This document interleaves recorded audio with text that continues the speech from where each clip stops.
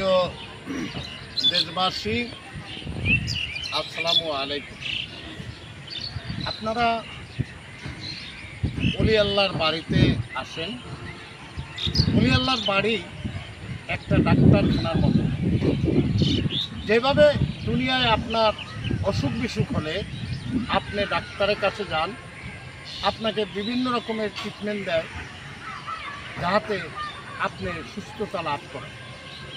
ঠিক তদ্রূপ অলি আল্লাহর বাড়িটা এরকম মনে করবেন যে এটা হলো আধ্যাত্মিক রোগের চিকিৎসা এখানে হয়।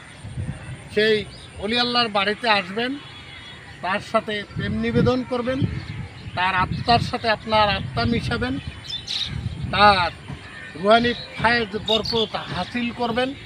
তখন আপনার ব্যাধি আপনার ভিতর থেকে আপসরাপ দূরে সরতে থাকবে। তাই সকল মুসলমান ভাই ও বোনদের জন্য এই কথাগুলি আজকে বললাম। আমার এই কথাগুলি যদি আপনাদের ভালো লাগে, দেশ ও দেশের বাইরের থেকে যারা আমার এই কথাগুলি শুনছেন, দয়া করে আমার চ্যানেলের পাশে থাকবেন, একটা লাইক দিবেন, একটা শেয়ার দিবেন, আর নিত্য নতুন নতুন কথা আমার কাছ থেকে আপনারা পাবেন। আশা রাখি আপনাদের কোনো কথাই কমতি থাকবে না। যদি অলি আল্লাহর বাড়িতে আপনারা আসেন, আদবের সহকারে আসবেন, আর আদব সহকারে আপনারা অলি আল্লাহর বাড়ির থেকে বিদায় নেবেন। অলির দরবারে বেয়াদবি করলে তার ত্রাণ হবে না, এ যুগেও না, মৃত্যুর পরেও না।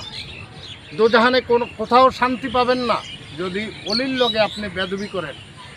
অতএব অলি আল্লাহর সাথে কখনোই কেউ বেয়াদবি করবেন না।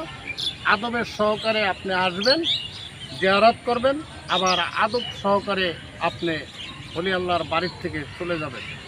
এই বলে এখানেই রাখছি। আল্লাহ হাফেজ।